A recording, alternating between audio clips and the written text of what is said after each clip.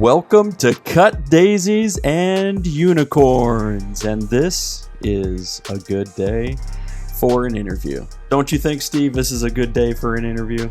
Yeah, it really is. Super good day, and we're going to have a delightful time. Actually, I'm super excited.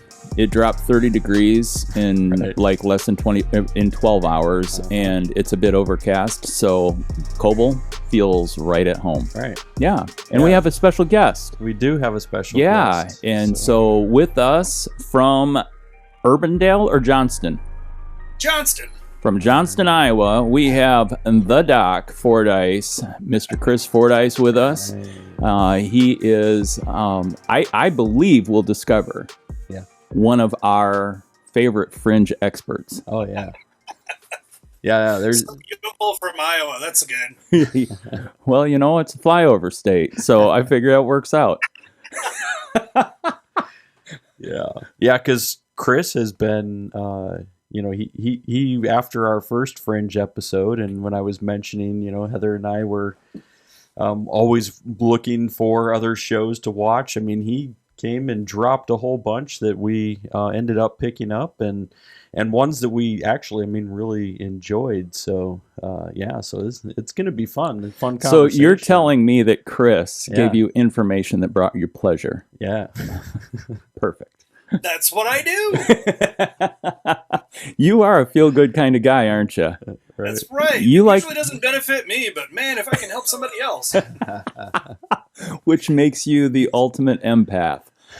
I always said I'd be a good Jeopardy coach. You know what? If you can get a buy-in where you can be an agent for Jeopardy, and then you just coach people for 15%, then you take on your best form of COBOL, becoming a third-party entrepreneur. Right. Here, let me help you. Help me.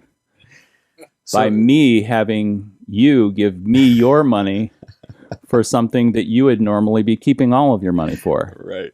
So it's, That's the mortgage specialist in me. It's a pyramid scheme. It's like, wait a minute here. One eye on the top. And that stands for Amway. No. Oh, no, I was thinking Illuminati, but hey, if you want to go Amway. I said no. Isn't that the same thing? There you go. The Illuminati. And Amway. I wonder if there's a tie-in anywhere. But both are very cleansing. Mm-hmm, mm-hmm. So before we get jumping into the Fringe and all of that, why don't you introduce yourself to the audience? We both know you. But I would say that there's probably listeners out there who don't know you. So why don't you give some information about yourself and a little bit of background, who you are? Yeah. Well, I am Chris Fordyce, and I grew up in Altoona, Iowa, just kind of a suburb off of Des Moines. If you know where Adventureland is, well, you know where Altoona is. I been married since 2005, 4 kids from 19 to my little daughter, who is now 6, and on the verge of taking over the planet, I'd imagine. So, yeah. Kind of a daughter thing. She's one of my favorite unicorns. Yeah. Yes. If I had $1 for every time she was in a tutu spinning circles around in worship, I wouldn't have lots of money.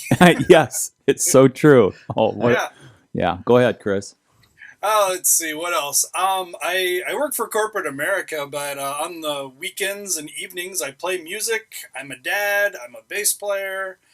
I run kids back and forth, invent ways to keep everybody together. My wife is the organizational one. I'm the one who kind of okay, let's execute it. Nice. So, yeah. So you'd say you're the executioner. Okay. All right. That's well, I am the dad. Dr. Death. Dr. Death. What do you mean you didn't brush your teeth?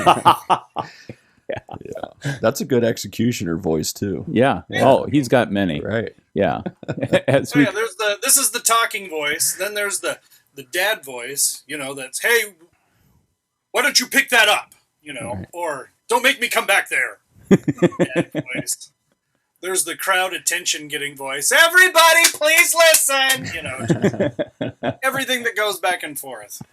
Right. That sounded like a teacher voice a little bit right there. So I do teach, so I haven't had to get everybody's attention because it's always a one-on-one student. Right. Yeah. I don't know. I'm pretty sure eventually, if I ever taught a classroom, they would probably there'd be an upheaval. Yeah. So when did you get into your love of the bass? It was in the 8th grade. My parents, it was, we had jazz band, and I played trombone at the time. And we didn't have a bass player in the band, and I didn't really know what it was, except it was the 4-string guitar. And I hadn't really, thought much about it. I'd taken a little bit of guitar lessons from a friend's dad, and then I just asked the teacher. I was like, well, what's this? What makes bass so much, relatable and everything? I looked at it as, well, we read the same music, and I don't have to blow into it, and I'm playing one note at a time, so how hard can this be? And boy, was I in for a whirlwind roller coaster ride, because I'm still playing bass today. A lot of people, they pick up an instrument, and it's part of where they got from point A to point B. This is like a disease that I haven't gotten rid of, but I like. So, because there's times where it's like bass isn't, working out for me.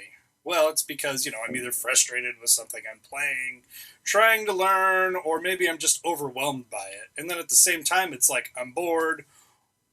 I kind of want to play some bass. So yeah. So what's I know you play stand-up bass, you play the bass guitar. Like, what would you say is the favorite part, piece of playing the bass? I mean, you like stand-up more than the guitar, or do you just switch between them, or how do you? I switch between them. I mean, I have different basses for different songs I play, styles I play. I mean, most commonly people will see me with, one style of bass, but there's different kinds of strings that go into it, different setups, tensions, upright, sometimes I even have a cello that's tuned like a bass.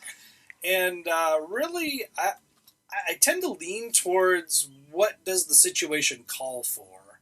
If I can kind of get an idea of what music I'm playing beforehand, I can kind of go through and go, okay, I'll want to use this specific bass with these specific pedals, or wow, this is really going to be a lot of bowed upright bass or cello or whatever, or these suck. Let's pick other ones. Yeah. Yeah, Chris started the hashtag faux cello.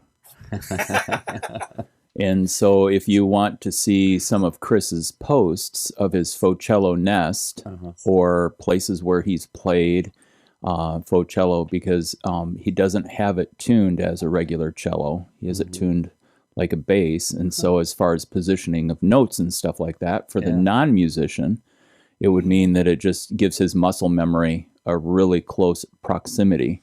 Now, it has been strung as a cello before, but I was in just kind of a quick bind and needed to play something smaller. And then I found out years later that a company that makes strings called Diodario actually makes a set of strings for cello to be tuned like a bass. So I've still got those on there today. Prior, it was just kind of like messing around with tensions. So I had one string that was just kind of flabby, the other one was like ready to break. And now it's a pretty comfortable instrument. And you're a master at the pickups too, right? I mean, you build your own, and I mean that. I do more pedal mods. I've tried to build pickups in the past. And just like the time I successfully fixed an iPhone, I decided, I'm glad there are other people that do this. Because it's really hard. Yeah. Yeah. But you're a master researcher. And so that's what's led you down the road on, I mean, really a quest when it comes to pickups, because I mean, you've been through, gosh, I mean, again, if we had $1 for every pickup that you've tried out, right? Right. I mean, for the most part, finding a good acoustic pickup for upright bass, cello, and all that, it kind of depends on the instrument, what's out there. I think, and my wife can attest, I've probably spent way too much money researching pickups, trying pickups, going off other people's recommendations. And my favorite pickup right now that I've used for probably 2-3 years now on my upright is a $35 pickup by a company called Vic's Pickups. He's a rockabilly, psychobilly guy. I honestly haven't heard his music, but I figure if somebody who plays a lot of loud, upright bass, punk-style music is going to know how to build a pickup, for sure. Yeah. And for $35, it's probably the most natural, feedback-resistant pickup I've ever dealt with. Yeah. Nice. Yeah. So all that money and time, and I could have just spent $35. Well, see, I'm passing the savings on to you. Yeah. But it's the journey of it, because until you experience it and go through it, I mean, you don't know what to cross off your list. And so, it's just one of those things where, like, somebody was telling me the other day, Prenger and I were like back and forth on worship stuff, and I was like, man, I really want to play this whole service with the Gretsch. And he's like, why wouldn't you? And I'm like, yeah, I know. And I ended up playing the Yari just because my comfort zone. I was just like, I'll get back. I'll go back to that because that's what I know and stuff like that. But I should have done the whole service on the Gretsch. But I would have never been drawn to a Gretsch guitar had I not. This is through Shane Johnson when I got that Highway 1 Telly, and then he dropped a TV Jones into the bridge. And I'm like, I love that Filtertron sound. And then I'm just like, and then there was the baritone Gretsch that landed with Frampton and stuff. So when that flat black Gretsch came out, and I looked at my wife and I'm like, she's like, I just sold the rowing machine. Go buy a guitar. I'm like, that's love. For sure. Yeah. Oh, man. I think that's a good thing, having a spouse that, understands and encourages it. And that's where I consider myself very fortunate, is my wife is also a saxophone. Mm-hmm. She's a saxophone player. She has a music business degree. She's a fellow teacher. She teaches way better than I do. Mm-hmm. In fact, she's the one that made theory make more sense to me. I kind of had an idea of how theory worked, and I could just kind of fake it. And after we got married and, everything, we'd sit down and actually talk music, in the evenings. And I have her to thank for being the better musician that I've grown more into. I don't consider myself done growing yet, because I figure there's always room. So, but I have her to thank. And she teaches sax, trumpet, clarinet, and she doesn't have bad instruments. She's always been under the mindset of, if you're going to do something well, either have the best or have something that's going to work. Don't just have something that gets you by. Yeah. Yeah, it's true. Yeah, and even with guitar players, when parents are coming to me and saying, hey, Johnny wants to start playing guitar, I'm like, well, don't buy him one from Walmart, I mean, and because we did that path for a bit. Yeah. It's not good. Yeah. And you don't know. And part of the thing about that is now you're giving them an instrument that's setting them up to fail. And now they're discouraged from ever trying it again. Right. These are things I didn't think about until, talking to my wife, or, I worked at a local music store for a while. And, I mean, you can, it's like selling them lead bowling shoes. Wow, bowling sucks. I hate it, It's these lead shoes. Yeah.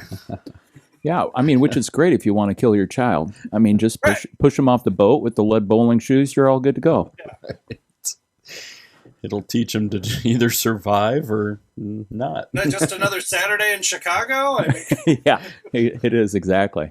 Yeah, I mean, we've got cemeteries to fill here, or a big lake to, everybody's wondering why Lake Michigan, why the level's so much higher. It's just, because of the morbidity rate. There's more conspiracy theory just throwing it out there. yeah, right now I wonder what's at the bottom. I think they're on to us. We need to pick another lake. But I mean, the sturgeon and the carp are happy. I mean, they keep being fed. Bottom feeders. Everybody thinks it's the stale bread that they're throwing at the geese that the fish are eating. No, it's human flesh. Right. Oh, great. It's just for you out there, birds. Are they real? Oh, man. Well, hey, Chris, one of the things that we, in our first Fringe event, it's the number one watched or listened to podcast that we've done. Mm-hmm. And it certainly wasn't with, cut daisies and unicorns. It wasn't the goal for us to become Fringe specialists by any means, nor did I ever desire to become a historian and start re-educating myself in regards to what is real history, what's not, what have we been taught, what haven't we been taught. Sure. But people were like, what about Doctor Who? And I know that that came when we were doing even the trailers, time travel stuff. Time travel stuff. He went to the shelf. See, and I don't know about Doctor Who. So for other people that are listening and they're like, Fringe, yeah, we're going to talk about aliens and Bigfoot. We're like, hold the brakes, everybody. And what I was wondering is, can you give a primer or just like an intro to Doctor Who historically, present time, and then Doctor Who's been so many people, it seems like he's the 007 of time travel. Yeah, so just to premise this real quick though, so I also want you to try to tell us why we should watch it. There you go. So just kind of giving it that, is it too late for us to jump in to watch? I mean, all of that. So yes, history, and then tell us why we should watch. Yeah. So go. All right. Well, Doctor Who came out in the late 60s, I believe. I'd have to look it up. I don't have dates and things memorized, but I knew it came out right around in the 60s. It was on the BBC, across the pond, and they had kind of a story set up where the Doctor, that's what he called himself, the Doctor. I don't know. I think it had something to do with he was there to help or whatnot, because that's typically what you think of when it's a doctor, would travel through space and time in his TARDIS, which had a chameleon circuit in it that was stuck on looking like a 1960s police box from the British UK. The reason why it got stuck there, nobody knows. The reason why he didn't fix it is because that's just the way he liked it. He just preferred the way it looked and just never changed it. So why does he call it a TARDIS is a lot of people's question. I mean, that was my question I was going to interrupt with. I mean, I'm like, so if it's a TARDIS, but it's a police box or, a call station or whatever. So why do they call it? TARDIS stands for Time and Relative Dimension in Space.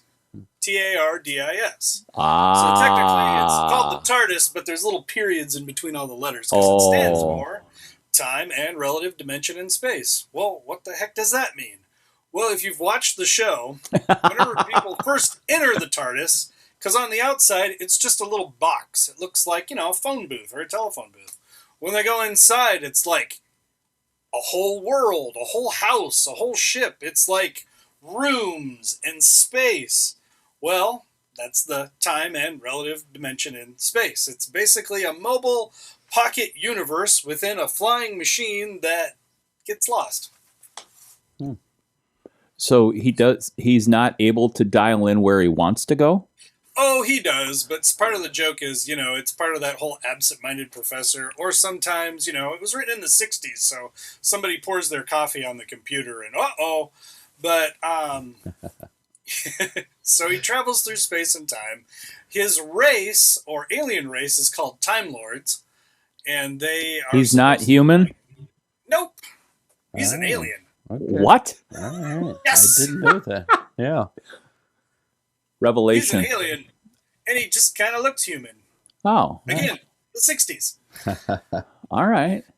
But the other big question is, why does the Doctor always change? Why is his face different? It seems like every era there's like people refer to the first Doctor, the third Doctor, the 10th Doctor. What's up with that? Well, the mythology was, and they invented this just because the original actor, William Hartell, I'm getting all these names wrong. I'm going to look like I don't know what I'm talking about. Oh, hey, welcome to Cut Daisies and Unicorns. Yes. Anyways, the original Doctor Who actor, he was very elderly at the time when he got cast. He was kind of at the end of his lifespan. Well, Doctor Who was getting really popular, and it was getting to a point where he couldn't remember his lines. He couldn't kind of keep up with things. So they're like, well, what are we going to do? We can't just cancel Doctor Who because, the Doctor, the main character, is kind of, not able to do the show anymore. So they came up with this idea where his race of aliens, the Time Lords, once they are mortally injured or reach a certain time or whatever, they can regenerate and be reborn as somebody else. So their face changes. Oh, wow. And kind of after, whenever they need to change, maybe the actor portraying the Doctor, wants to move on to greener pastures. Or he's not working out and they want to fire him. They can, okay, well, he's been in an accident, or we're going to prepare for this, and here's the new Doctor. So, and kind of as, things have come along, we've had a reboot in, I want to say 2005, because it went off the air for a number of years.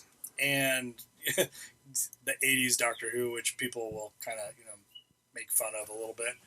But they had a really good reboot with Russell T Davies and Christopher Eccleston playing the Doctor. And about 2005 is when it really rebooted and kind of really got a new driving force again. And I think we've had 4 Doctors since then, and even 1 woman Doctor. So, yeah, because that's the thing that I always hear, like, because I have asked people in the past who are Doctor Who people, is like, so if I were to try to go back and watch, like, how far should I go back? And they're like, oh, no, don't go back to the, 70s or 80s, like, start in the 2000s. And I'm like, well, what's the difference? Like, is it a different storyline too in that whole reboot? It's different writers. It's a different, time period. I mean, effects have gotten better since the 80s. Sometimes people, it gets kind of campy in some of those 70s and 80s because, remember, it's a TV show. So all you got are rubber masks and fog. Yeah. But also at the same time, it's like now it's your opportunity to take your imagination and look past what, even though it's a crappy rubber mask and fog, maybe take a look and see what they were trying to portray, Use a little bit of your own imagination. It's not always the person's job to do the imaginative for you. Yeah, suspend your reality. Right. So, and a lot of people will ask me, what's a good place to start with the Doctor? That's a hard thing, but if you think about it, he's constantly traveling through space and time, so you can start wherever you feel is comfortable. 2005, okay, that's when he started. The reboot, okay, maybe watch a few episodes of that, and then, he'll run into something that's from the past. Well, feel free to research it and go find the old ones and see what constituted making what's happening right now. Yeah. It's kind of the fun thing about Doctor Who is now it gives you the opportunity to travel through space and time. Again, welcome to Cut Daisies and Unicorns. We're always flying through. Yeah. Yes. So another cool thing that's recently happening with Doctor Who is in the 70s, I believe it was, the BBC came up with this idea as a cost-saving measure to take the tapes that were originally recorded the shows on, and let's reuse them. You know, just erase them and re-record over them. We can use them for other shows. Here's the downside. Now we've started losing episodes of Doctor Who. So there's actually lost episodes of what's considered the first and second season. And some of these are still floating around because the show went into, what's it called, where it... Syndication. Syndication, thank you. I'm kind of the absent-minded professor when it comes to that. But, so, you know, it goes into syndication, and copies of it get sent to other countries. Well, like, they'll find on a shelf in some guy's basement some of the original second recordings of the show. And this guy's got like 3 episodes. This guy's got 4. Okay, well, if we get all those together, we got a whole story. Okay, well, we've only got like the first 2 episodes and the last 2. But we don't have the middle 2. But we have the original audio recordings. So they've actually been going and taking some of these audio recordings and animating them. Oh. So you have some of the original, so you can get the complete story. And they've been really good. Yeah, that's fascinating. So where do you usually pick it up at? I mean, you watch it on the BBC, or is there who usually U.S. broadcasts it? Who does that? It's usually BBC America, Okay. And it depends on which streaming service owns the rights. Yeah. I mean, for the longest time, it was Netflix. Then it jumped over to Amazon. Now, I think BritBox has its own replay service where you can watch Doctor Who. HBO, I think. It's either HBO or Amazon. I don't know. Everything keeps floating around. Now that streaming services is a good idea, and everybody and their dog seems to have a streaming service. They do. Whoa. Who knows where it's floating around? You just kind of got to Google it. Yeah. So what were you going to say, Steve? Sorry. Oh, it's no big deal. Oh. So I was wondering about, you talked about a storyline. So can a person anticipate that like one jump or transfer, is it multiple episodes to resolve the storyline, or is every episode a one-off?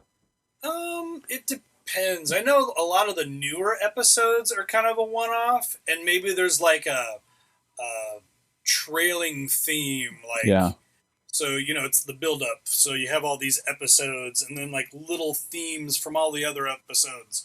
Reaches the big bad at the end. Yeah. Okay. So it would be wise if there's somebody out there who's like, you know, I've been flipping through Netflix and there's no more new movies for me to watch, and I refuse to push the Russian roulette button on letting Netflix pick a show for me to watch. Right. And so they're like, Doctor Who, why not? I'm enjoying this conversation. Never seen an episode. Why not do that? Right. So with that being the case, it might be wise to say, pick a season and watch one full season to see if this is your cup of tea. Yep, I know. From the a lot of BBC. From the BBC. Yeah, I a lot watch of the other more BBC shows, so. All right, go ahead. Yeah, no, the 2005 reboot. We'll call that reboot season 1. Okay. Just because there's I want to say it gets into like 90 plus seasons, and not all the seasons are there. Mm-hmm. And it gets confusing because all the specials and everything. But you can get into reboot season 1. That's kind of when we had the Christopher Eccleston years. Mm-hmm. I don't want to give anything away, but there are other doctors after him. Sure. So, but yeah. Well, So I mean, he's a Time Lord. Yeah, so I have a question about the time. I mean, so I don't know if you've seen the Loki series that's going to be coming out in June. And I cannot wait. Yeah, and I think the premise of Loki is that they're trying to use Loki now to go back and fix some of the shattered timeline that he kind of broke a lot.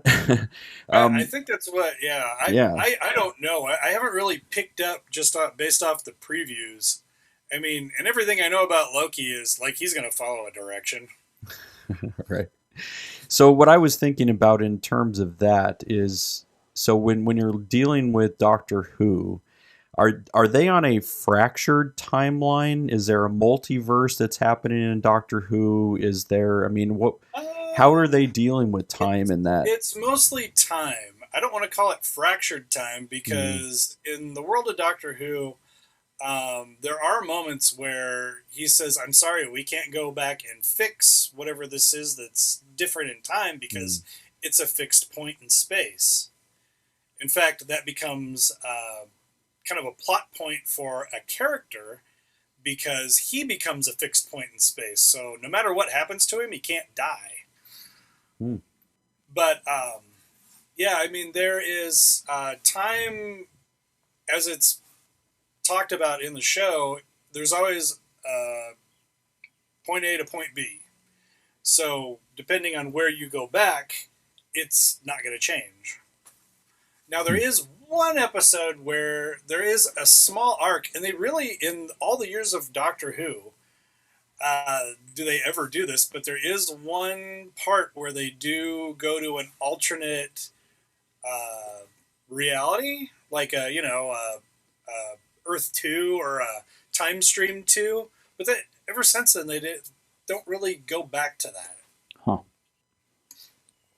Yeah, because that's the part I wondered about, because so it still would be like time is this linear way, and you're just jumping on the timeline back. Yep. So everything's still going to be fixed. So there's not.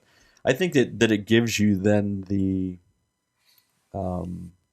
like, I don't have to guess what's happened. Like, are you going to meet like 3 versions of yourself across the timeline then because you were fixed? I mean, there are episodes where he is like working with other incarnations of himself. So it's not like then the where like Back to the Future where you can't interact with yourself. So there he could interact with himself and not screw things up. I think technically you're not supposed to, but so far they haven't heard anything yet. Okay. Right. No, it's good to know. I mean, well, and I think that helps the listener too think about that in time as a timeline and create that linear horizon, then looking at the jumps as being on that line, not in like a Star Trek multi-chess set, which would be 4 different levels, and you're not only playing the board that's on one current level, but there's also a mixing between the levels that the pieces can move to and can be able to work in the midst of. And then when you're talking about multiverse or multiple timelines where there is that's happening at the same time and another version of yourself is there. Hey, Fordyce, have you seen Star Trek Discovery? I have not. Okay. I haven't subscribed to that streaming service. Get the dang streaming services, man. Right. Well, so I don't have internet at the Earthen Warehouse studio. Yeah. And so I'm collecting DVDs. And so about every 2 to 3 months, I'll just swing by through Target and see like what has been on the streaming services that finally made it to the relic of the DVD. Right. And, as long as they keep printing them. Right. Exactly. And I mean, I have the services on my iPad that I can do. I mean, and thankfully, I think it was Travel Demand, where they said, hey, you can download these. It's only good for 7 days or however long, and then, it doesn't give it access available. And I think I've even done on Netflix where like if you do it once, then it says you have 1 download of this episode available again, so I don't know. Yeah. So, I mean, I can do that, but on this, when it comes to sci-fi, I mean, there's a lot of times where just that sci-fi white noise, and it fits with my theme with the Galaxy Wall. Right. So, I mean, Yeah, I mean, why not do that? So anyway, I'm in season 2 of Star Trek Discovery, but we are talking about a multiverse, and I'm not, no spoiler alert beyond that, except that one of the shows that Chris said you have got to watch this is Fringe. Well, I like Fringe too. It's one of my favorites. Yeah. I've currently seen all of the seasons through fully twice, and am getting ready to watch for my third time. And how many seasons were there? 5 or 6. 5. Yeah, 5. I'm trying to even remember if I've watched them all through, but I know that the ones that I watched, I don't know, whichever, I think when I caught them on Netflix, I think they were on Netflix. I don't know. Yeah. It was hard to tell where. When I saw all these damn streamings, yes. Right. I was searching Amazon, and I went through and made a short list of, I need to have this. Like Walk the Line. Yeah. Guardians of the Galaxy. It's in the library. Right. But when I saw Fringe, I was like, oh my gosh, Chris would be so proud of me right now. I'm buying the box set. Yeah, you sent me a picture on my phone. Yeah. I was like, oh, I had an influence. On so many levels, dude. On so many levels. How in the world did you and I ever get introduced anyway? I have no idea. I was thinking about that before we came here. I was just like, we played in a band. Yep. You know I'm what? pretty sure it was an old music store I used to work at, but I think it may have been Ben Mars. Oh, possibly. Because were you playing bass with me before Ben Mars came? And then I thought, for that one gig, then you jumped on drums, right? Yeah. That's a scary thought. Yeah. I didn't even know. You play the drums too, or just... I sit behind them and move sticks. Oh, okay. Yeah. In a somewhat rhythmic pattern. Chris is very helpful. Chris also plays a 6-string guitar too. Oh. Yeah. And like when there have been problems in space with sound, speaking of time travel, then he'd be like, hey, just go back to the board. I'll play your guitar. We'll get this dialed in. And so we'll do something. Yeah. And yeah, he ends up power chording through something or whatever. Or like if I got a new axe or whatever and I bring it in and he'd be like, hey, can I play that? And I'm like, yeah, for sure. Just because I play bass doesn't mean I want to get left out on the cool stuff. All right. Yeah, that's good. Yeah.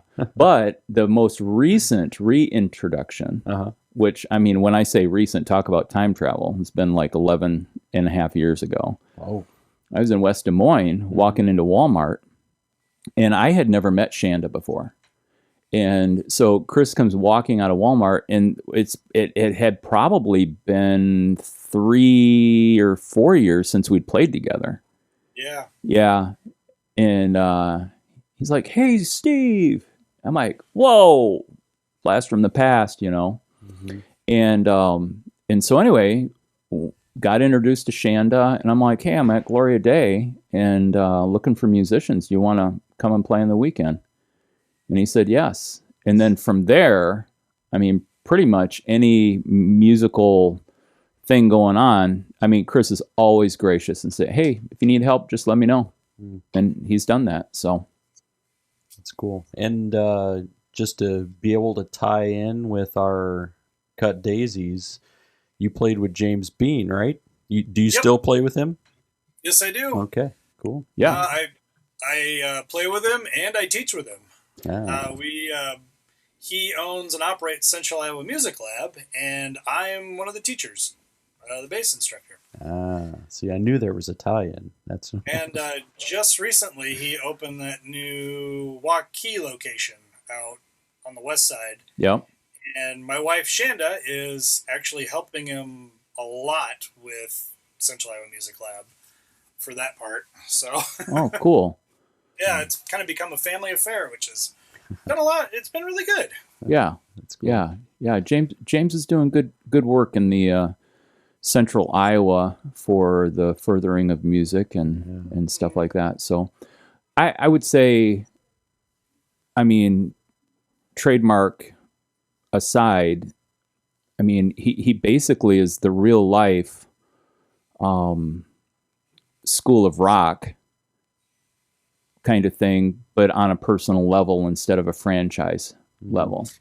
It really is. It kind of comes from that point of view of remembering as a kid, you're first starting to play. Wouldn't it be cool to just get up on stage and play? And that's something that, pre-pandemic, we did. Yeah. We would all have our music lessons, but we'd also have a list that we could all access and go, okay, here's all these different songs that people are playing. Does anybody want to play the lead guitar part? Anybody want to sing it? Anybody want to play bass? And then we'd put together all these bands, and we would rotate out each band every time and have like a whole day of kids getting up on stage and playing. Yep. Kind of like a recital. Yep. But we called it a recital. Yeah. And loud recital. Yeah, loud recital. And the other thing that it accomplishes, which is a necessary tool if you're going to be like play an instrument, is moving into what does it mean to play an instrument with others. And there's a whole dynamic in regards to being in a band with an instrument, and what does it mean to have your instrument be true to the song, true to the group, and learning etiquettes and disciplines in regards to what it means to put a group together. Mm-hmm. That's right. Yeah. So when you're thinking, we'll go back to the Fringe a little bit here. So when you're thinking about the Fringe, what is your favorite topic within the Fringe to be able to watch or discuss, or it gives you tingles? Gives you a tingle. Oh man, just the whole writing and concept of the show. I really liked season 1 into season 2, because season 1 was, okay, here we've got this madman that, did all these crazy experiments on people. And then at the end of season 1, you get this afterthought of, oh, by the way, there's multiple realities. It's kind of a gamble when you're writing a show and it doesn't get picked up for the second season, because it's like, how much missed opportunity would you have had? But lucky for us, we got 5 seasons. Yeah. And it kind of goes into this thing of what can happen in a mirror universe. It was kind of interesting where they had things were just a little bit more advanced in our mirror world, but their world was collapsing because one of the characters, Walter Bishop, opened a gate between the two, and it was causing little cracks in reality between the two. So sometimes there'd be a problem where maybe a town would get fused together. So you have all this like people dead, but they're like kind of, meshed together with their mirrored self, or a building, or things like that. So that's with the Fringe show. Mm-hmm. So just with that though, which what Fringe topic, or what Fringe like of all of the different things that have like been taken in by you, that you'd be like, I mean, is your favorite Wookiee Bigfoot? Or aliens? What really strikes up a lot of conversation is, I don't know if you've ever heard of the Mandela Effect. I have, but I couldn't speak to it at all. So go ahead and give our audience a little get our seatbelt on here. Tutorial number 2. So the concept is Nelson Mandela. He was South African president, war criminal, not a war criminal, but he was thrown in jail. This is in the midst of apartheid, right? Right. Yeah. Right. Yep. So I mean, he was put in jail. So perceived by the government to be someone to be a threat, and was imprisoned. and was imprisoned. Yep. And so the name, the Mandela Effect, comes from you can kind of think about, okay, when did he pass away? Well, there's people that will say, oh, he passed away in the 80s while he was in jail. And then the history books say he was eventually released and became a president. So, you've got, this possibility of two timelines where he passed away in prison or he did not.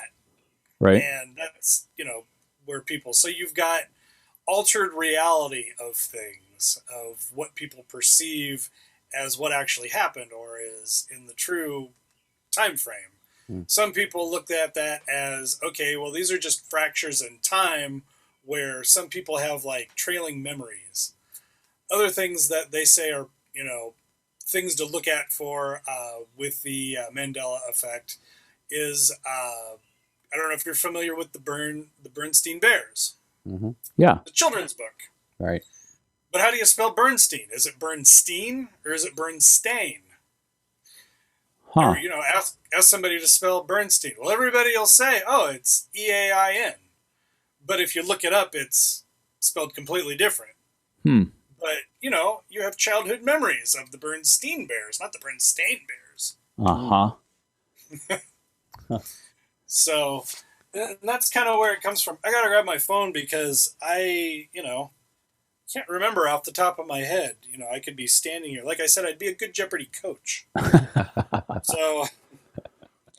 But Mandela did get released. He did. But there are people who say he didn't. Like he died in prison. Yeah. Oh, and so someone else was put in his place? So, yeah, I mean, No. whether you... No? Okay. No, it was just... Yeah, I mean, it's the timeline. I didn't know if it was like a deep fake theories, like, they still needed someone to rise, and so... It could be. Right. Huh. Oh, let's see. I just got to think about it. There we go. I'm like totally blanking here. So this is the part you... oh yeah, is it Jif or Jiffy? Was it ever Jiffy peanut butter? How do you spell Looney Tunes? Is it O-O-N or U-N-E-S? I always thought O-O. Right. Did Curious George ever have a tail? Some people say, yeah, it had a tail. Huh. Is it Oscar Mayer, E-Y-E-R, or A-Y-E-R? My baloney has a first name. It's O-S-C-A-R. My baloney has a second name. It's M-E-Y.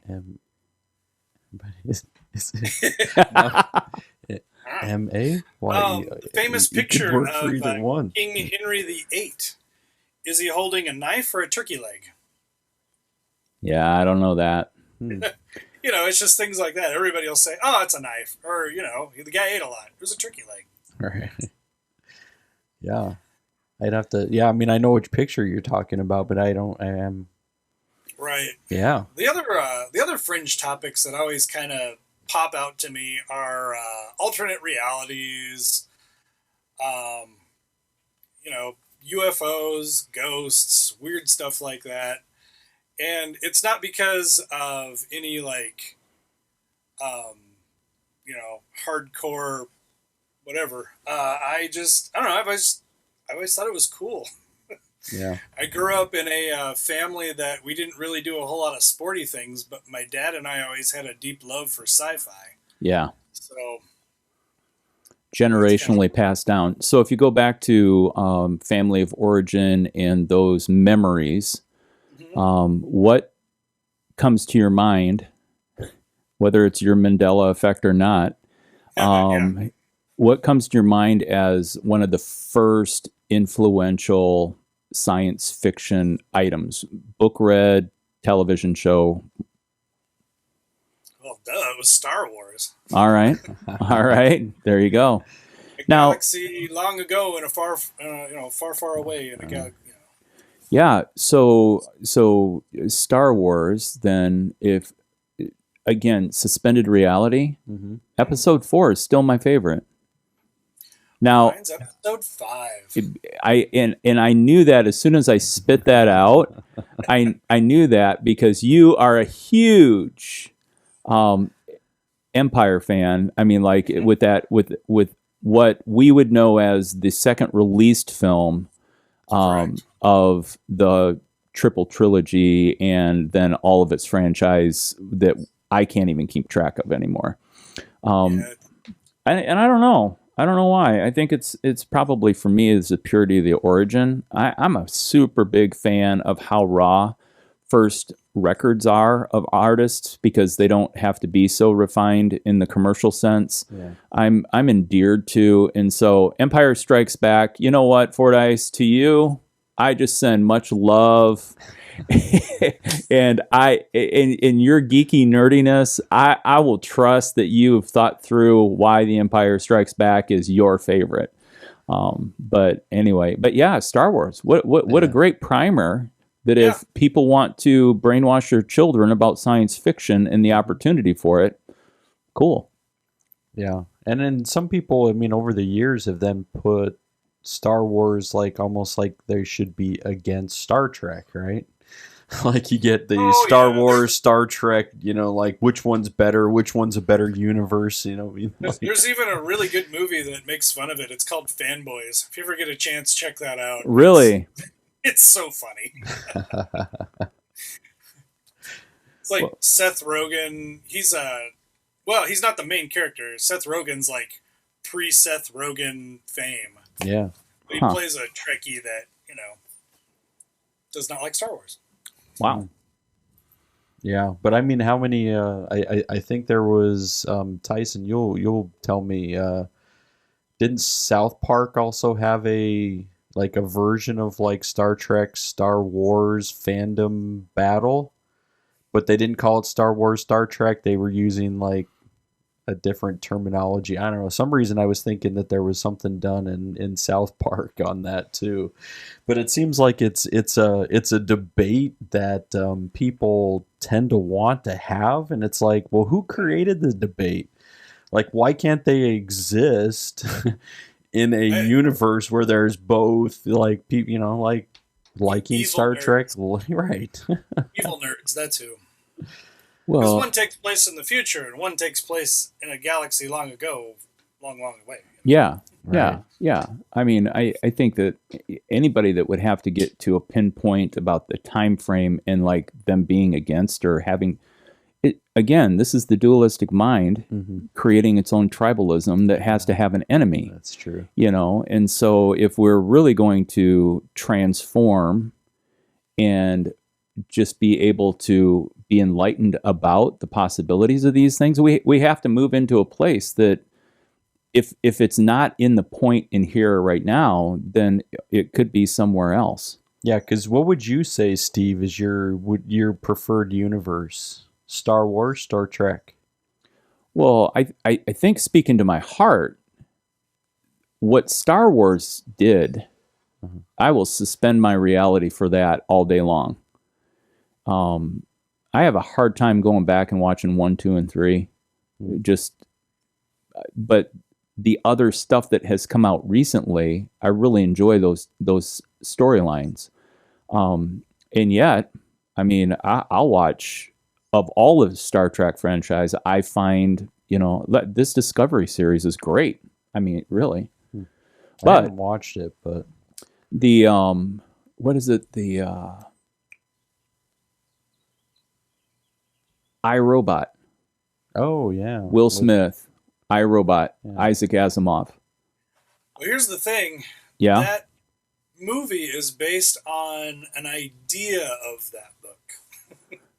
Right. Like, I kind of the nerd here because like I always read what my dad had. So like in 3rd and 4th grade, we had Asimov books. Right. So I read iRobot, probably 5th or 6th grade for Book It. And when iRobot came out, I'm like, Okay, this is kind of like it. I mean, the robot's name's Robbie. Right. And that was exactly where I was going, Chris. I mean, like, I read iRobot probably in 5th or 6th grade, and Asimov and the series in that, and how that was all. I just think it's beautiful that a mind like Isaac, just, I mean, like, to create and think through these laws. Oh yeah. For then, and how that influenced. Well, science. Isaac Asimov was also a scientist. He was also I think he was an astrophysicist. Mandela Effect. Sure on that. Yeah. But he knew the science, so sometimes his books would get just a little too in depth, which cool. Right. I can learn something. Yeah. He had a couple of different book series that were a lot of fun to read. The iRobot series. He also had one called Caves of Steel, which was a buddy cop book. Yes, that is exactly what I was referring to as a series that I totally enjoyed. Huh. Yeah, the Caves of Steel. The main character gets paired up with an android. Well, he hates androids. They're dumb, But these two partner up and become friends and solve a crime. Sound familiar? Right. Yeah. But that's they interesting. go through all the science of, how does this android look like a person? How does he fit in? How does he eat? Mm-hmm. Yeah. And, also, he writes in a lot of social commentary of what's going on in the future. Like, one of the big things that stuck out to me in the Caves of Steel series is society does things more communal. So, like, you live in I don't want to call it an apartment complex, but it's like a large apartment complex, and nobody has a kitchen because there's a dining center where, your health food and everything is kind of prepackaged and taken care of for you. Yeah. Yeah. I'd like that. Get all your foods prepackaged and because it really would be helpful. I mean, especially if you're saying I'd like to eat healthier, but ultimately it's easier to cook things that I already know, and what I already know is also not always as healthy, but you're busy, so it's like, okay, I could spend time preparing this grilled chicken, or burger time. Yeah, it's true. It's true. So what do you think? And I've got some theories on all kinds of stuff on this, but so recently, that the Pentagon has come out and explained, like there's been some UFO sightings, and they've been like, yep, it's a UFO. What do you think about the Pentagon coming out and talking about UFOs now? I think it's more of these have always been there, so I think the dam holding back the water is starting to have cracks in it, and we're at a point, as far as information going through and out into the world, that it's only a matter of time where you can only say, no, that doesn't exist, or no, that's not there, for so long before somebody notices it. It's like, I could say there's a Coke can to my right, and then eventually, sorry, there's no Coke can here. But a lot of people are eventually going to go, I think there's a Coke can there. Mm-hmm. And, eventually I'll have to just fess up and go, yeah, you know what? There's a Coke can there. Hashtag not a sponsor. Right, not a sorry. Dang it. There's a soda can. Right? Yes. Sorry. No, it's fine. Just a joke. Yeah. Yeah, because I would, right. You know what I'm saying? It's more of okay, well, you can't hide the truth forever. So things are existing now. And this is the reason why, like, I get really leery of things, is like, so why now are they coming out and saying, yeah, those are definitely UFOs? Like, those are unexplained, like, we don't know what it is. Why now, when for generations and generations you kept saying, no, like, y'all are crazy? like, you don't even know what you're talking about. Like, no, that's not real. No, there's no evidence. No, there's nothing. And they kept denying. And all of a sudden now it's like, I mean, within this year alone, the Pentagon has come out twice and said, yep, those are UFOs. Why now that they are not trying to hide things? It just doesn't make sense to me. I would imagine hiding things would just get exhausting after a while, or you get the right person that it's like, well, maybe they're okay now, or what can we say to distract from what we don't want them to see? Right. So, yeah, there's a UFO, but we're going to or there's a UFO over here, but we don't want you to look over here, kind of thing. Yeah. Right. And that's what I always wonder then, what is the thing that they are actually trying to keep us from? Like, what are the questions that we're not asking currently about the other side, right? There's something else. And yeah, they're like, no, look over here. Like, take a look. And I think, when we talked about the black box, that website, what's his name, Greenwald Jr., that has all those documents that were released. And he's got 2,000 plus pages of just, documents. And yeah, there's some redaction there, but they gave that to him in that way so that they would spend all of this time trying to dig through this. And I'm always like, so what's the other, like, what are we missing? What are we not being told that we should be, focusing on? And I always got to be leery of what the government is actually telling us that we should. Yeah, these things are real, but what's real?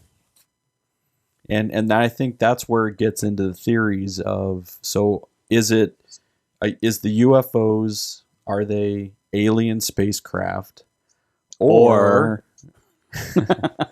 are they government technology, or whether it's ours or someone else's government technology that they're testing out? So it goes back to, I think we had a conversation we talked about technology, and I said we should be further along than we are. I believe when it comes to technology, we should be further along than we are. And really that leaves the question of, are we actually farther along that we also don't know about? Yes. Don't you think, Chris? Could be. I mean, how, there's always a limit, and then you go past the limit. At what point can you not go past the limit anymore? As far as technology or advances, things like that. At what point does it become like the end? I mean, you look at a lot of the sci-fi, there's flying cars and teleporters and stuff, and people for years have said, these kind of things just can't exist. And then we have cell phones, we have the internet, we have glue that's used instead of stitches, just all kinds of different things that weren't here 10, 20 years ago. So that takes us into a reality loop, which could be insanity. In regards to, go with me just for a minute. All right. So what I'm hearing in the conversation is, one of the things we're talking about is deep suspicion.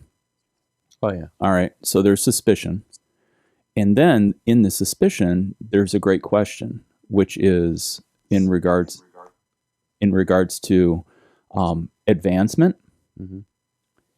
and the lack of advancement. So, I mean, deductive reasoning would take us to a place where, all right, how come we're not further than we are, or how come we're so far behind in regards to how all this plays a part?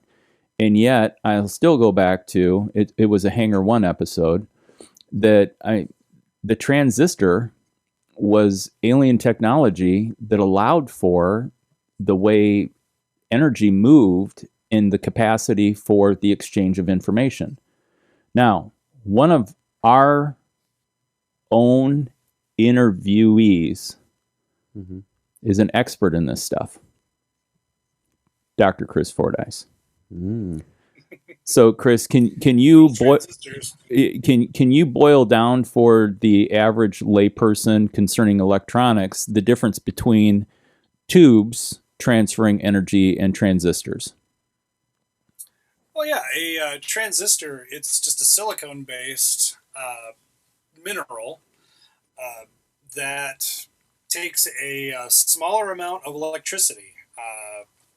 You can get a transistor to fire on less than half of a volt, depending on what you're using the transistor for. Boosting audio signals, um, relaying information, data, switching, whatever. A tube actually requires heat to heat the filaments and everything inside of it. So in order to get the tube first to pass information through it, you got to heat up the chamber that it's in. And you're looking at about, depending on the tube, anywhere from 10 volts to 500. So Hanger 1 said, that's how what? So, you got a lot of heat dissipation, you got a lot of energy that gets wasted just heating up a tube. And we also talk about space, like the amount of space a tube takes up on a board versus a transistor. That's right. Size. Transistor much smaller. And because you have less heat dissipation on a transistor, you don't have to account for space around it to keep it cool. Whereas like tubes, I got my old amplifier right here. This little tray pops off, and all the tubes actually stick out the top of the amplifier. Yep. So you have air cooling kind of going through to let that heat dissipate. If these were all trapped on the board with all the other components, they just burn everything up because of the heat dissipation. So this is an illustration for our listeners to be able to see where, there are advancements in how that works. And then we start talking about the first cell phone. They were brick blocks. They were bags. Yeah. They were a giant bag. I remember the first bag phone I ever encountered. Yeah. I don't know if it was on TV or a friend of mine's parent had one, but it was, here, don't worry, I've got my bag phone. Like somebody scraped their knee and we needed to call a parent. And it was like, Mom, you'll never guess, I'm calling you from a bag phone. Yeah. Yeah. And I think at the time, batteries weren't developed in a way where it pretty much had to be direct to a power source, or if it had battery, it was very short-lived. Mm-hmm. Yeah, I think you're looking at maybe like a 20-minute talk time. Yeah. Maybe. Yeah. Yeah. Because so no lithium ions and yeah. Yeah. It's crazy. And so there's that kind of advancement. And so I just wonder about why, if UFOs are being said, yeah, they're real, I really think that there is probably a two-edged sword on distraction. Mm-hmm. It's focus on this because our current Manchurian candidate, or focus on this, don't see this other thing that's going on. Right. But there's a lot of art of distraction going on in our current culture right now. Yeah. And that's what I worry about. Like, what is it that they're distracting us from? So there's the part. What we know is, and then there's the part of what we don't know. Mm-hmm. I'm going to leapfrog backwards, and then we can take this wherever. Sure. But Isaac Asimov, mm-hmm. Westworld. Mm. Oh man. Right? Everything. Westworld is based on the fundamental laws that Isaac Asimov came up with, and so I just put that out to the listeners. If you haven't seen that series, and you don't want to subscribe to HBO, then pick up the box set and watch it on your. Yeah, I haven't seen the last season, but I saw the first two. Yeah. All right. So I know what you're talking about, and they introduced Aaron Paul into the universe there. Yep. So Yep. yeah, but Wow, I haven't gotten that far yet. Yeah, that's season 3, right? Yeah. Okay. It is. Right. Yeah. Oh man. So where do we go from here? Yeah, because I mean, Westworld brings us. I mean, that sci-fi brings you into creating a universe that's built Have you, for that Have you seen entertainment. Raised by Wolves? No. Yes. That's some pretty hardcore sci-fi right there. Raised by Wolves is another HBO. Yep, it's another HBO original. Yeah. That one I did was hear just about super interesting. I mean, the concept is there's the two factions of humanity. One pretty much raised and run by aliens, and then you've got these religious zealots. Yep. And it's not even like a religion that, I think it's made up for the episode, or it's a spin-off of Catholicism, or I'm not 100% sure. It's a mix of Catholicism with Pentecostalism. Yeah. It's a weird But mix. kind of, we have our one faction where the spaceship has jumped out into the universe with 2 androids and all these fetuses in containment units because they're going to redo the world because it's, Earth sucks. So they're going to move on. Start their own planet. Right. There's your 2-cent nickel tour of... but anyways, the faction catches up with these android people, and you kind of find out what's happened as far as, did these fetus, grow into children? Have they grown up? What happens if the two meet? Do they work together? It's a thing you gotta, I don't want to give away any major spoilers or anything, but, one of the androids isn't who you think it is. And now you go into, can androids go crazy? And I would also say, Chris, that then with the androids, I mean, there's huge lines and ties into Egyptian mythology as well, wouldn't you? Yes. Yeah. Oh, yeah. Oh, it's fantastic. So I'm thinking, I mean, this, because it brings me to the discussion of the current space exploration. And I think we even had a beginning conversation on this. Why are we, whether it's SpaceX with Elon Musk and his, team, or whether it's the Space Force that has been developed now, and their exploration of, with NASA, all that other stuff, right? So why are we exploring space? If we're are we just trying to learn more about the minerals found there and the or are we actually trying to be able to say we want to inhabit one day? So what's it going to take for us to inhabit the moon? What's it going to take for us to inhabit Mars? Anything else that we can try to inhabit? And this is the reason for the current exploration. So I don't. You got any theories on that? Is this the reason why? You look back to when people started sailing the oceans to find new worlds and conquer new civilizations. Honestly, who's going to get to the moon first to get their Pepsi sponsorship? Right. Who's going to put the first Walmart on Mars? Just things like that. What it's going to turn into, people just dividing and conquering. Where can they move next? I've been everywhere on planet Earth. Now let's find other cool places once that's a possibility. Mm-hmm. Yeah, because I think they're starting a reality show now for contestants to be on the SpaceX missions. Yeah. Oh, man. Right. Oh, yeah.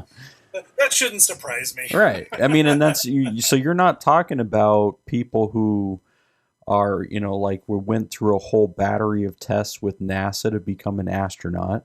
You're talking about just regular people who maybe have an interest in space, right? And you're like, yeah, let's just throw them into the mix. We'll throw them onto a rocket ship that's going to blast out of the atmosphere. It seems dangerous to me, but I personally just think it's a different drug. Yeah, it is the way I view it. I mean, really. Well, yeah, I mean, if you can pull people together to do a group fitness loss, or you pull people together to find out who's going to be the next superstar, who's going to vote them in, or who can make the best Lego creation, who can make the best cupcakes, who can get on the rocket the best. I mean, that's reality TV, folks. Yeah. and reality TV. Right. Being driven by greed, being driven by really, I think that there's a difference between discovery and adventure, as Chris started out with this episode. Mm-hmm.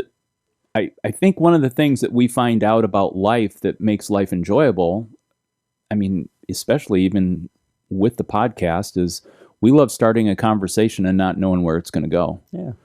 Right. And so, the quintessential human male. Why do you need a map?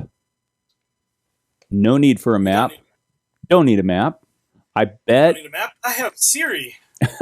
Right? Exactly. And I mean, if I want to get lost so that I can find my way back, I mean, and so there's adventure, there's discovery. But ultimately, why we go to places we haven't been before is because in our sensory, we want to discover something new or to experience something new. Mm-hmm. Well, the sad commentary is that there's only so much money that you need to have to survive. And then everything beyond that is, I mean, it's disposable income. It's bass guitars, and so then there's this part of, what is the opioid for the masses? What is the opioid for the rich? When all of experience, and it takes me back to Solomon, vanity, vanity, all is vanity. There's nothing new that's under the sun. And so you and I have talked about drug use before. We have. And we've talked about, I mean, like, I just don't start anything because then I don't have to stop it, when it comes to drugs. But there are people who are like, you know what? I've done these drugs and I want to experience this other thing. And they're like, but it could cost you your life. And they're like, you know what? Maybe the price of my life is worth the experience that could end with that trip. It's the exploration of, So I think this whole space thing is like so that the rich can go experience something they've not experienced before, and they have, and so they can, and so then it's a pauper's game, another shell game where the third dimensional person is saying, hey, if I can separate you from your wealth so that I can have your wealth. Seems like it's working out for me. Let's get to the moon. I mean, that's probably a pretty dark way of looking at all this, but sorry for those. Well, and then you get the dark side of the moon. What's on the dark side of the moon?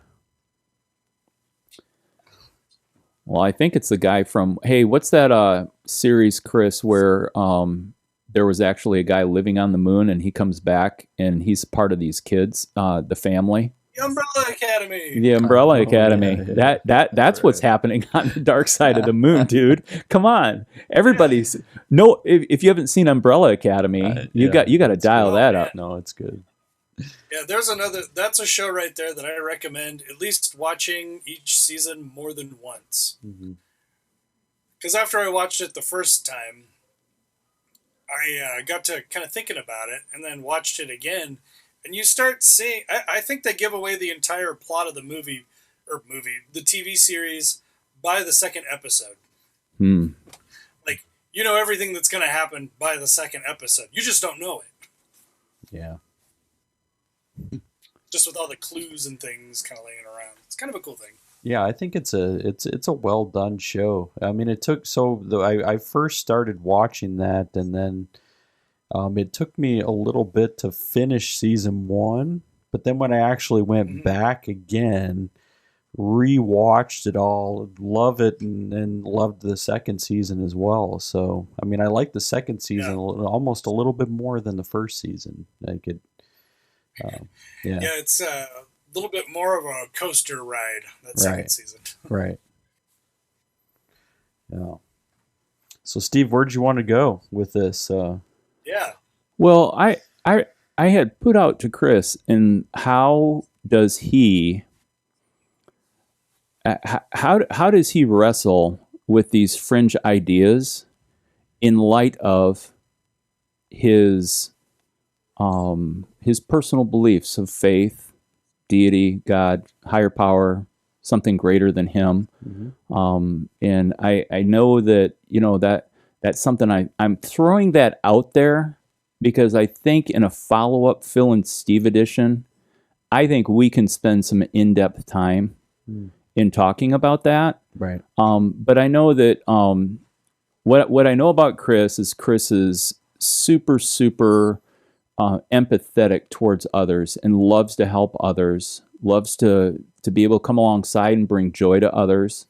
And I know that the only way a person can do that is if they've just been thinking through on how they apply it and how they navigate life. And so I was just going to toss that out there. And if Chris, if you're like, man, I haven't even thought about this, I'll have to get back on you. That's an okay answer too. I mean, whatever you want. But, if there's someone who's out there who would be like, I can't get to a place to want to be grouped into a panel of Christians or a group of Christians. I can't get to the place to even talk about Jesus, but I know there's something bigger and greater than me, but I can't put a name to it, but I'm on a path and trying to figure it out. How would you speak from your own life in regards to that? Well, religion and faith has always been something that I've been around. It's never been like a discovery for me. It's kind of always there. What's been a discovery for me is some of the political thoughts and political things that kind of go into what we have and what we're shown, so to say again. Here we are on that topic again. But, you always get that, picture in your head of Jesus Christ and what he's done, how he's, died for our sins. And then people who call themselves Christian, and the name Christian or Christianity is all based on the teachings of Christ.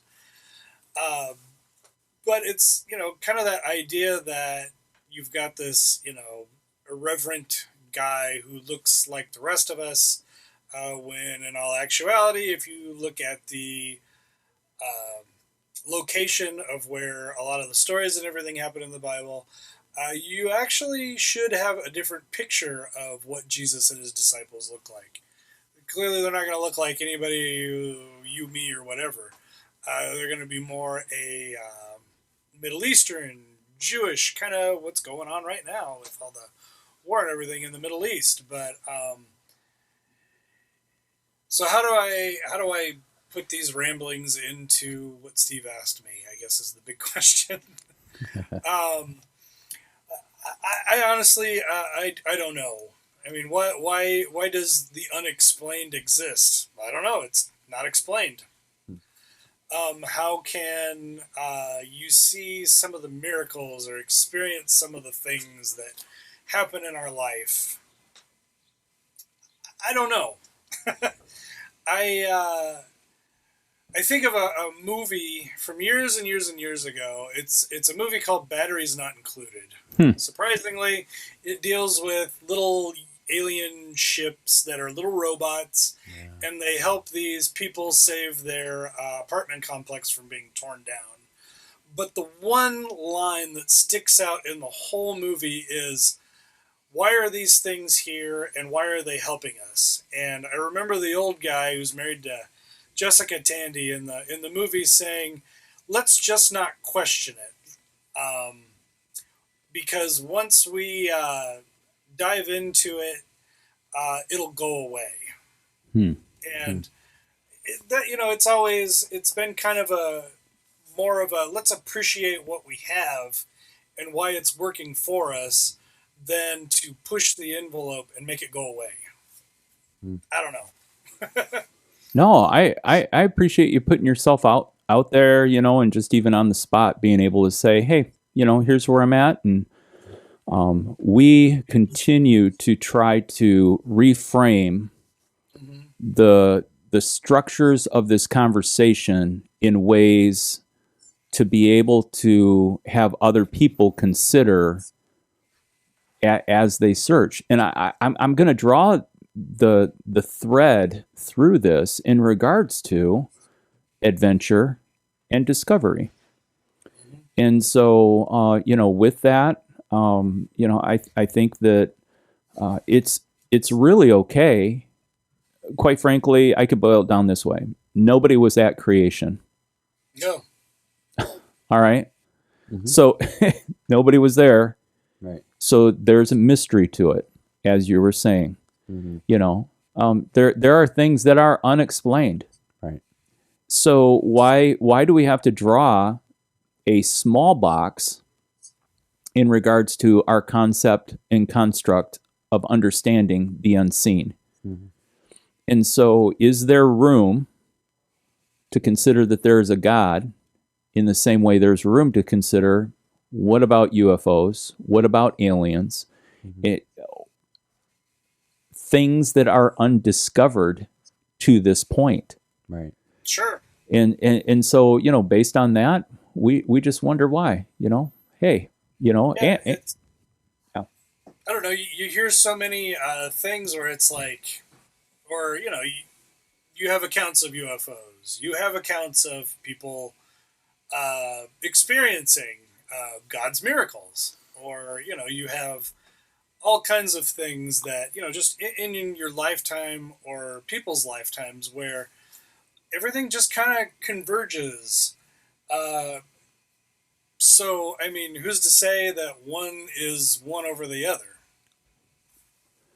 Yeah, and there are people who would say, you need to say that there is one over the other. Phil, you have some thoughts? Yeah, I was just thinking about the unexplained and why we're always trying to explain the unexplained. I mean, it's us trying to destroy the mystery all the time. It's us trying to be able to say, no, like there can't be any mysteries. I need to know everything. And if I don't know everything, then I'm destroyed. And like, why? Well, because sitting with the unexplained makes us feel uncomfortable. Oh, yeah.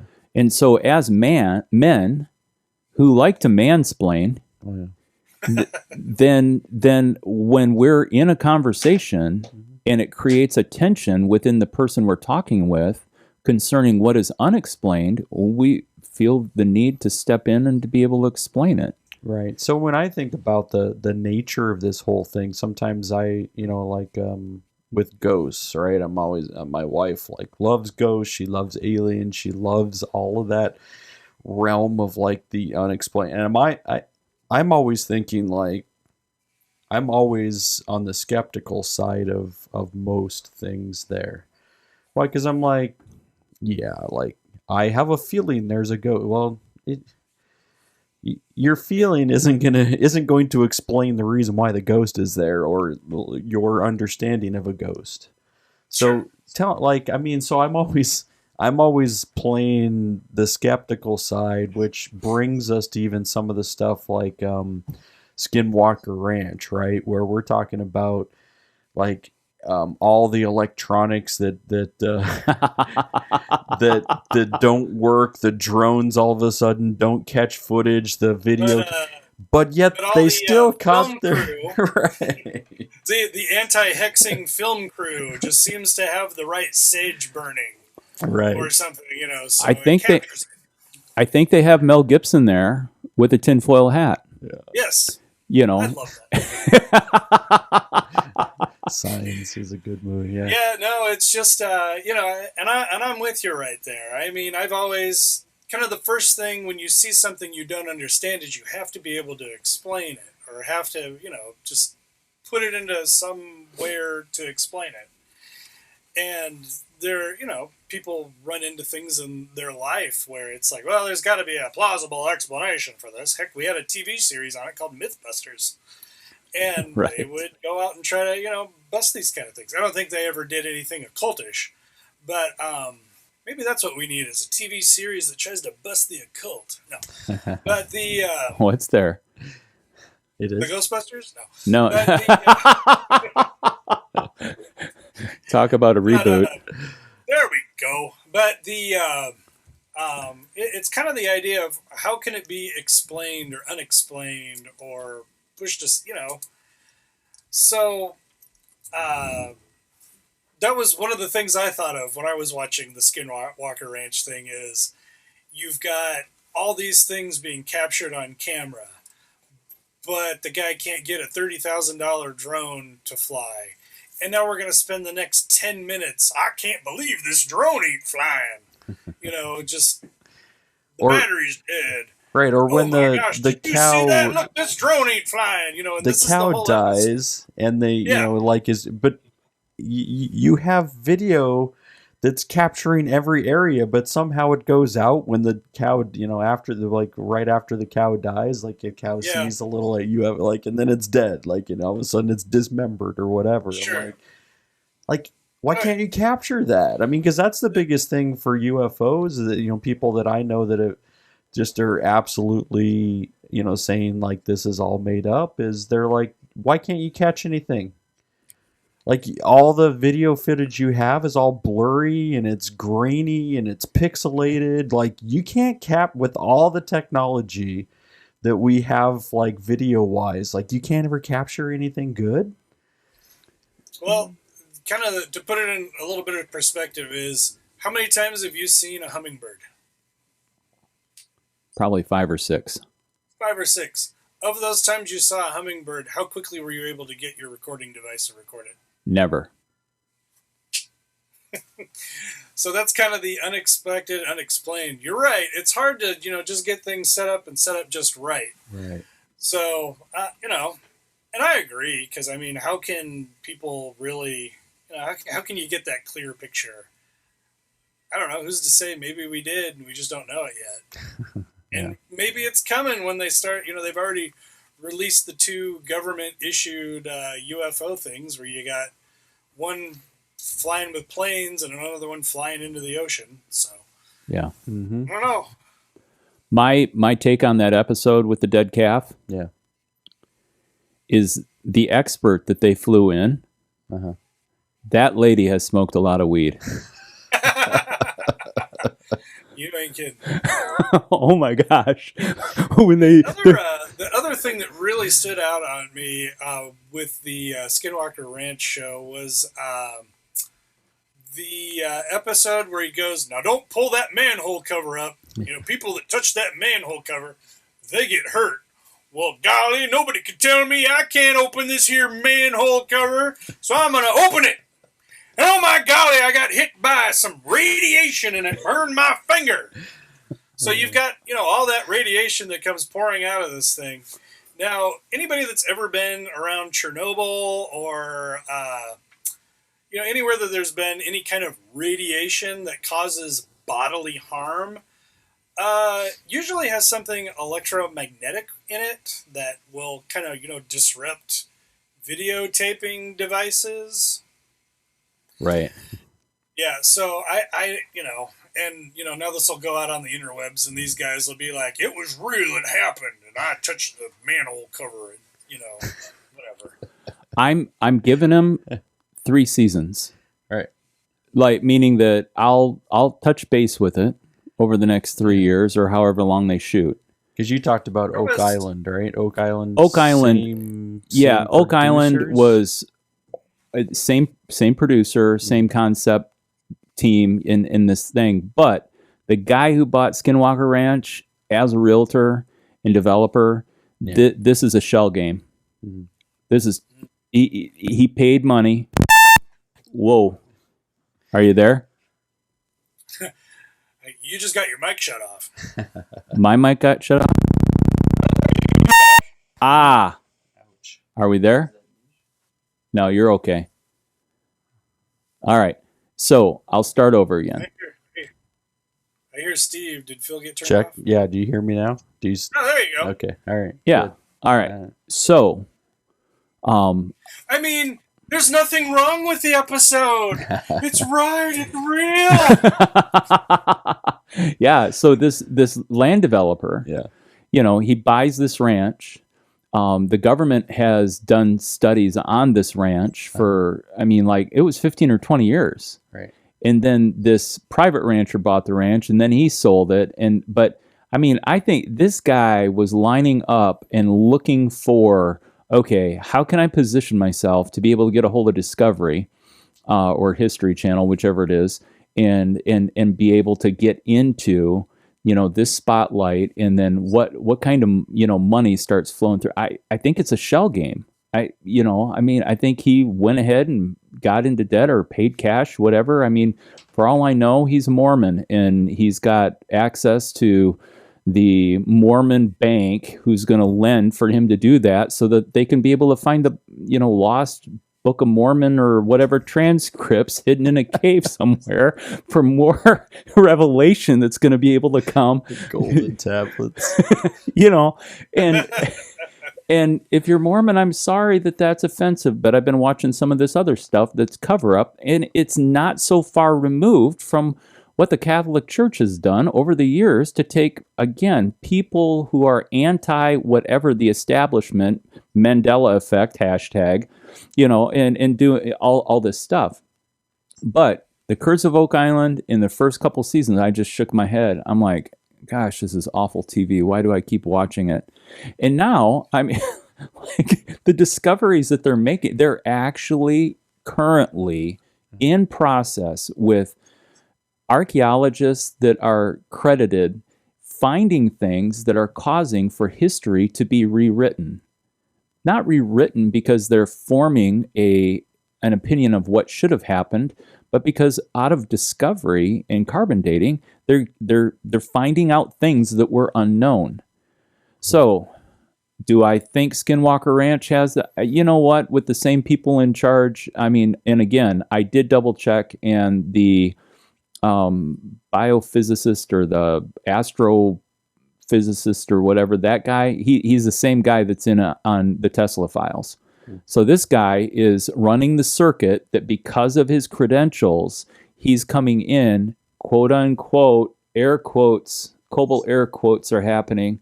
But hey, what a great way for him to be able to make money to take care of his family, right? Well, at least for him, he went to school, blah, blah, blah, blah, blah. And long story short, my rant on Skinwalker is over. So you're still going to give it time, though?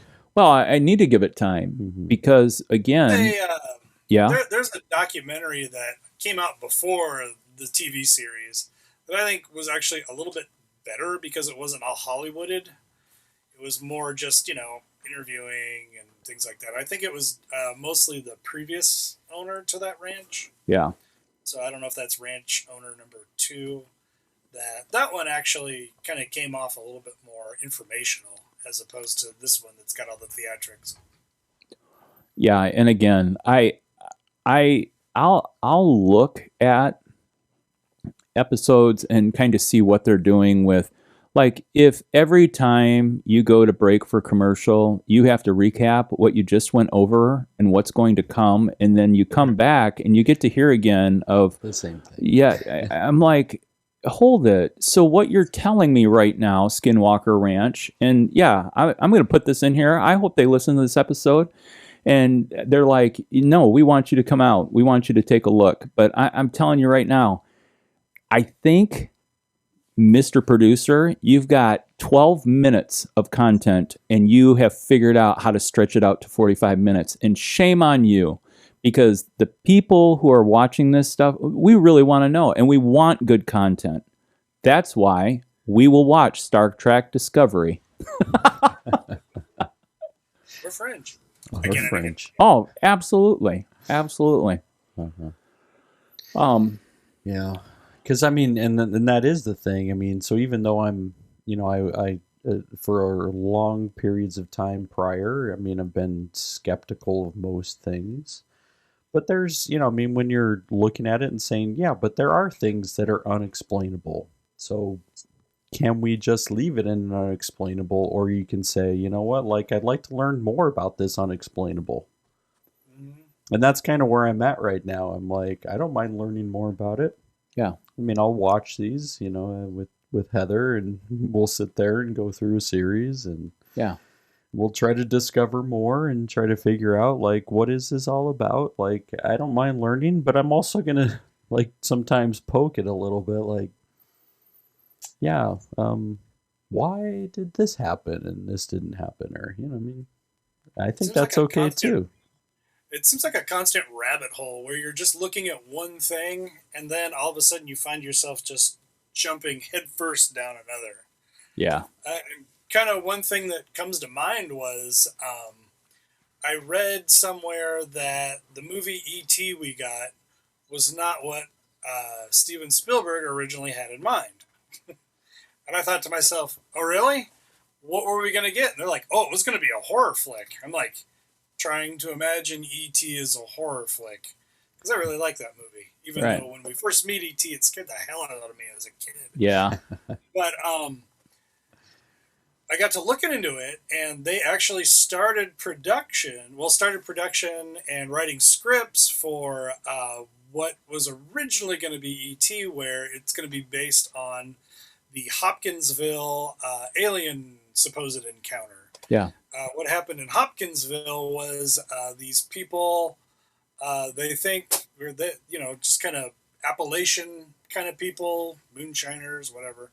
They were in their house, and all of a sudden these little creatures just started coming through the walls, coming through the window. And when the cops came the next day, there was evidence that there was gunshots being fired in all directions. That, at least corroborated their story, but, nobody really, of course, saw an alien or anything. So what they were going to do was they were going to make E.T. based on, okay, there's this family, they're being inundated by these aliens, and one of the children is going to become friends with the one that got left behind. There's your E.T. Yeah. Instead, they split it into two different movies where you have the extraterrestrial and the being attacked by the unknown. The extraterrestrial half became E.T. The being attacked by the unknown became Poltergeist. Oh. That's where you got the two that kind of spun off from this one idea. So then it, forced me to go, well, what's the Hopkinsville UFO thing? And it's this whole concept that there's aliens living in all these mine shafts and stuff in the Appalachian area of the United States. And that's where it, you start down this rabbit hole of, okay, now I found this series on Amazon. I think I shared it with you called Hellier. Uh-huh. That was actually really kind of range you in there with a whole bunch of fringe ideas. Oh, yeah. Yeah, I think that was a good series. I actually thoroughly enjoyed it. I mean, because these people were pretty hands-on, and it wasn't anything like, hey, we heard this story, let's go investigate it. Mm-hmm. It was, they did a podcast, and they just got an email from a guy that's, well, maybe you could help. And it was kind of in parallel to the whole Hopkinsville thing where, these little creatures are coming and messing with things. Kind of Loki-ish. Messing with the dog, knocking on the window, moving things, and it's like, okay, so are these things just out to be mischievous? Are they out to test the waters to see, okay, at what point do we pounce and eat their brains? I don't know. Yeah. But it's kind of, the whole concept. And the whole TV show just kind of is a jump into, okay, are they aliens? Was something being communicated? Is anything by chance? And Yeah, and I think I found that to be an interesting series too, and how that kind of just continues to unfold.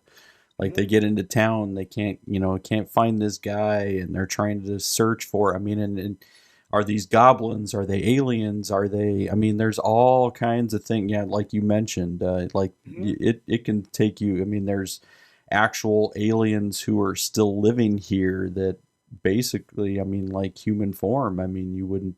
Right. I mean, so there's all kinds of stuff that's happening in Hellier, and yeah, I think it's a fascinating series. So, Well, and just listening to that, they mentioned Bob Lazar. I'm like, okay, who is Bob Lazar? right. So, Yeah. down another rabbit hole. Yeah. yeah, and Heather loves Bob Lazar, like though, especially the one on. I mean, like he has one on Netflix. There's one on. I think there's also on Amazon. I mean, so yeah, Bob Lazar is yeah. Well, And I can't remember which Bob Lazar one I saw. There was a guy briefly talking about being part of a special forces that goes into these mine pits and plays shoot 'em up alien. Like, wow. There's these hostile aliens, and I'm like, what is this? Right. Why am I going down these holes? I can't stop watching. I think for me, where like what really gives me joy to think about what could happen, is that in King Kong versus Godzilla, the whole Middle Earth thing is presented, or the mythology of it is brought back to the forefront. Okay. Now I'm going to tie this in. The very two extreme. So you brought up South Park earlier, right? And we've been talking about time travel. So South Park is known for predicting things that happen in the future. I think you're thinking of The Simpsons. Simpsons does more. Yeah. Simpsons does more. All right. See, Chris, this is exactly how we can speak in generality specifically and be all wrong. Yeah. Okay. So The Simpsons. It had an S, South. Yeah. All right. So it's The Simpsons. Anyway, with the prediction of the future things there, I'm wondering if we end up finding out, what if lava coming to the surface of the earth really is the byproduct of the energy that it takes to be able to run Middle Earth? So it's their garbage and refuse taken to a place, and it needs to go somewhere. So then it comes up through the cracks of the outer crust or the outside Earth versus Middle Earth. Now, if Middle Earth can exist, then from the UFO programs that I've been watching, how could there maybe be a wormhole in Middle Earth that why we have the UFO activity that we have is it goes into Middle Earth to wormhole to different places in the galaxy? Stargate. Yeah. Right? Yeah, because, I mean, even Middle Earth, you get, I mean, that gets into fantasy series like, Lord of the Rings, and that concept of there's creatures, things that are where these not of this our known reality, right? That are intermixed and found elsewhere. And Middle Earth is it's and that's it is an interesting concept because we're kind of all in the middle. Like, we're not in the beginning, we're not in the end that we know of. So usually we find ourselves in the middle. Middle Earth then says, like, what exists that we don't know. Yeah. And that's where you can say fantasy reality. Yeah. I'd be interested to learn more about the actual, more not just in the fantasy realm of Middle Earth, but I think that there's more study of it than I know of. Well, and I'm sure some geologist is like, yeah, that's a crock of shit. Right. You know. We've drilled down, and when there's the mantle, there's the core. Yeah, right, exactly. Oh man. Well, hey Chris, Yeah. we're like hitting on 2 hours of record time. So don't be surprised if we have to do this as an A and B. Like we might have to break this up and be able to like offer. We might have 2 weeks worth here, is what I'm saying. Yeah, no, you're fine. All right. Well, gosh, man, such a quote Captain America. I could do this all day. Uh-huh. Hey, Chris, we give people an opportunity to promote different things that they're a part of, whether it's a point of passion, something that they're doing full time or on the side and things like that. I know you got a lot of things going on, but if you wanted to tell our listeners how they could follow you around social media, and then if you want to throw on an ad for any of the businesses. I'm saying plural, so that any of Shanda's stuff too that you want to throw out and let people know about. We'd love to hear about it, and we'd love to have our listeners support you guys. Well, I talked about Central Iowa Music Lab. We're doing a lot as far as music out there. My wife is always looking to pioneer kind of the next big project. We've always kind of played around with printing shirts, either with vinyl or by sublimation.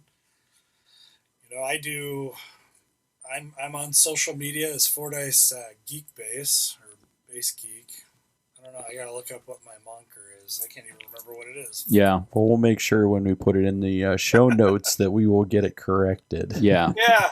It's like, I got my login. What is it? I don't know. It's just memorized in my phone. Yeah. I don't know. I guess I kind of want to leave people more with a concept. I mean, I can plug all the businesses and things that I'm a part of, but I mean that's already been done with pretty much other people that have been on here, and I just want to give people the concept of there's just not a lot of understanding and consideration for other people right now. Everybody's got the better answer. Yep. Everybody's got the more knowledge. You know, it just there's not enough patience and respect for your fellow person right now. I mean, it seems like depending on whatever side of the political table you're on, there's nothing being done to actually help people. It's more of how can we make them not do things? And I don't know. I see a lot of hatred. I see a lot of people not liking. I mean, nobody's gonna ever really like each other, but there needs to be less of people just. I don't know. It seems like everybody's got their opinion, and they're gonna tell you what it is, whether you want to hear it or not. Mm-hmm. And I don't know. It seems like people are more out to outdo you or show you why you're wrong or why you're stupid or why you should go away or why this group of people should go away or why they're stupid. And I don't understand that. I want people to respect each other, see the beauty that's around them, whether it's, looking at the rainstorm or, stop and literally smell the roses or the lilacs. I have lilacs in front of my house. I can smell them right now. Yeah. But, and it's, at what point do we just be quiet and love our fellow human being? Why do we push people away? Why do we, it keeps coming back to this whole January 6th thing. I think that's when I watched everybody just kind of lose their crap as far as who's a friend and who's not. And I've even had relatives basically disown me because I am not a Trump supporter. Just stupid things like that. I want people to be more tolerable of each other. Respect their Star Trek views. Respect their Star Wars views. You know, hyperdrive exists in both worlds. But, you know, I don't know. Love people. Yeah. If you're going to call yourself a person of a certain belief system, understand what that means before you use it as a line of defense. Yeah. Yeah. No, it's these a good message. Yeah, it really is. And I appreciate that, Chris. And for our listeners, take note.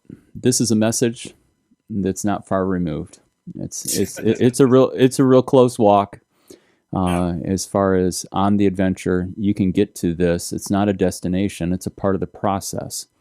And so one thing that I always tend to think about, and what's funny is I actually read this on a bathroom wall. I was staying at a pastor's house, and I usually, you know, everybody asks, well, what's a Bible verse or what's something or a moniker that sticks out to you? And I always remember this pastor I had printed off on a paper and stuck to his bathroom wall as a reminder, Hebrews 3:13. Encourage one another daily so as to not be hardened by sin. Well, I've kind of taken that, kind of the next thing is, how can I encourage somebody on my daily journey? Can I be the nice guy who walks into Casey's and tells you to have a nice day? Can I be, you know, somebody that can be encouraging? And that's kind of my challenge that I leave to people is, how can you encourage everyone around you? How can you be an encouragement? Yeah. And that's what I want to leave people. How can you be an encouragement? All right.